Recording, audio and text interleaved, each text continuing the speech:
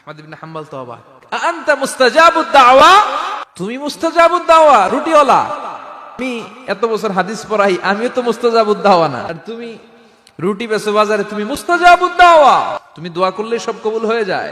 যুবক বলে, নাম আনা মুস্তাজাবুদ দাওয়া, আমি আমার জীবনে যত দোয়া করেছি কবুল করে নিয়েছে কে? সব দোয়া কবুল করে নিয়েছে আল্লাহ, একটা দোয়া ছাড়া। কয়টা? আহমদ ইবনে হাম্বলের কৌতূহল, কিউরিসিটি আরো বেড়ে গেল। কি? সব দোয়া কবুল হয়েছে, একটা দোয়া ছাড়া। আযালিকা দুআ ইয়াশাব, কি সেই দোয়া?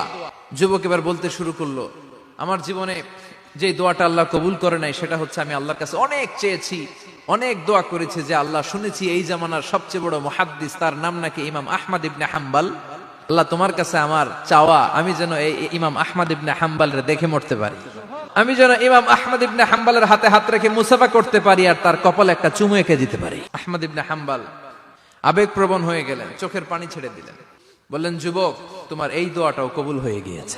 উনি সফরে বেরিয়েছেন হাদিস কালেকশনের জন্য। প্রচন্ড শীতের রাত, উনি মাগরিবের নামাজ, এশারের নামাজ পড়ে একটা মসজিদে শুয়ে পড়লেন, আর শুয়ে শুয়ে হাদিস পড়তেছেন। কি পড়তেছেন? কথা বলেন। আর মনে মনে ভাবলেন, রাতটা মসজিদে কাটায় দেই, ফজরের নামাজ পড়ে আবার বেরোবো। কিন্তু দারোয়ান এসে বলে, মসজিদে থাকতে পারবেন না, ওঠেন। দারোয়ান আছে না? আহমদ ইবনে হাম্বল বললেন, আমি শুধু রাতটা থাকতে চাই, আমি তো ফজরেরও মুসল্লি, ফজর নামাজ পড়বো তো এই মসজিদে, আমার থাকতে দাও। দারোয়ান তো দেয় না, কেন? মসজিদে থাকার জায়গা না, জান মিয়া। উনি যে আহমদ ইবনে হাম্বল এটা চিনে নাই, থাকতে দেয় না। কি করবে এখন? উনি কাঁথা গুছিয়ে, হাদিসের কিতাব নিয়ে, কাঁধের মধ্যে ব্যাগ নিয়ে মসজিদ থেকে বেরোয় গেলেন। কি আর করবেন? প্রচন্ড শীত, আর কাঁপতেছেন বুড়ো মানুষ। পথিমধ্যে দেখলেন বাজার একজন খাব্বাজ, কাব বিন খাব্বাজ, যুবক রুটি বিক্রেতা। সে রুটি বিক্রি করে, চুলার মধ্যে রুটি সেকে। সে যে সালাম দিল, আসসালামু আলাইকুম, যুবক বলে, ওয়ালাইকুম আসসালাম। আহমদ ইবনে হাম্বল বলে, যুবক, আমার যাওয়ার জায়গা নেই, সফরে বেরিয়েছি, খুব শীতে কষ্ট পাচ্ছি, রাতে যদি তোমার এই চুলা থেকে একটু আগুন পোহাই, কোনো সমস্যা? যুবক বলে, না না, সমস্যা না, আহলান ওয়া সাহলান, খোশ আমদেদ, আসেন আসেন, আপনি আগুন পোহাইলে আমার সমস্যা কি? সুবহানাল্লাহ পড়েন। আল্লাহ শুকরিয়া করে উনি বসলেন, আর আগুন পোহাচ্ছেন। আর খেয়াল করলেন, যুবক রুটি বানায় আর পরে আস্তাগফিরুল্লাহ, রুটির দলা বানায় পরে আস্তাগফিরুল্লাহ, খামির বানায় আর পরে আস্তাগফিরুল্লাহ, রুটি নিয়ে উনুনের ভিতরে, চুলার ভিতরে সেকা দেয় আর পরে আস্তাগফিরুল্লাহ। দোকানদারের কাছে কেউ আসলেই সে রুটি দেয় আর পরে আস্তাগফিরুল্লাহ। তার কাছ থেকে টাকা নিয়ে ক্যাশ বক্সে রাখে আর কি পড়ে, আবার রুটি বানানো শুরু করে আর কি পড়ে, খালি এইটাই পড়তেছে। ইমাম আহমদ ইবনে হাম্বল তো অবাক, কিরে এটা আবার কেমন যুবক, খালি আস্তাগফিরুল্লাহ। উনি প্রশ্ন করলেন, যুবক, ঘটনা আসার পর থেকেই তোমার দেখতেছি তুমি রুটি বানাও, রুটি বিক্রি করো আর পড়ো আস্তাগফিরুল্লাহ, মালাকা ইয়া শাবাব। যুবক বলে, আস্তাগফিরুল্লাহ আমার সবচেয়ে বেশি পছন্দের আমল, আমি সব সময় আঠার মতো ইস্তেগফারের সাথে লেগে থাকি আর সব সময় পড়তে থাকি আস্তাগফিরুল্লাহ, আর এর বদৌলতে আল্লাহ আমারে মুস্তাজাবুদ দাওয়া বানিয়ে দিয়েছে। আহমদ ইবনে হাম্বল তো অবাক, আনতা মুস্তাজাবুদ দাওয়া, তুমি মুস্তাজাবুদ দাওয়া রুটিওয়ালা।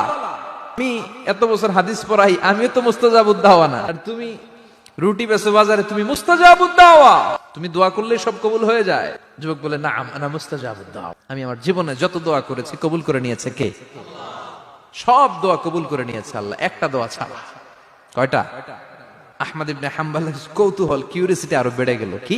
সব দোয়া কবুল হয়েছে, একটা দোয়া ছাড়া। আযালিকা দুআ ইয়াশাব, কি সেই দোয়া? যুবক এবার বলতে শুরু করলো, আমার জীবনে যে দোয়াটা আল্লাহ কবুল করে নাই সেটা হচ্ছে, আমি আল্লাহর কাছে অনেক চেয়েছি, অনেক দোয়া করেছি যে আল্লাহ, শুনেছি এই জামানার সবচেয়ে বড় মুহাদ্দিস, তার নাম নাকি ইমাম আহমদ ইবনে হাম্বল। আল্লাহ, তোমার কাছে আমার চাওয়া, আমি যেন এই ইমাম আহমদ ইবনে হাম্বলের দেখে মরতে পারি, আমি যেন ইমাম আহমদ ইবনে হাম্বলের হাতে হাত রেখে মুসাফা করতে পারি, আর তার কপালে একটা চুমু এঁকে দিতে পারি। আহমদ ইবনে হাম্বল আবেগপ্রবণ হয়ে গেলেন, চোখের পানি ছেড়ে দিলেন, বললেন, যুবক, তোমার এই দোয়াটাও কবুল হয়ে গিয়েছে।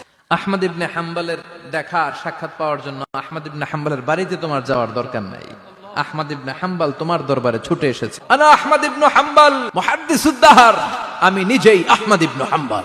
যুবক চোখের পানি ছেড়ে দেয়, আহমদ ইবনে হাম্বল চোখের পানি ছেড়ে দেয়। যুবক চিৎকার মেরে ইমাম আহমদ ইবনে হাম্বলকে জড়িয়ে ধরে, হাতে হাত রেখে মুসাফা করে, কপালের মধ্যে চুমু খায়, আর আল্লাহর শুকরিয়া করে বলে, ও ইমাম, আসলে এই দোয়াটাও আল্লাহ আজকে কবুল করে নিল।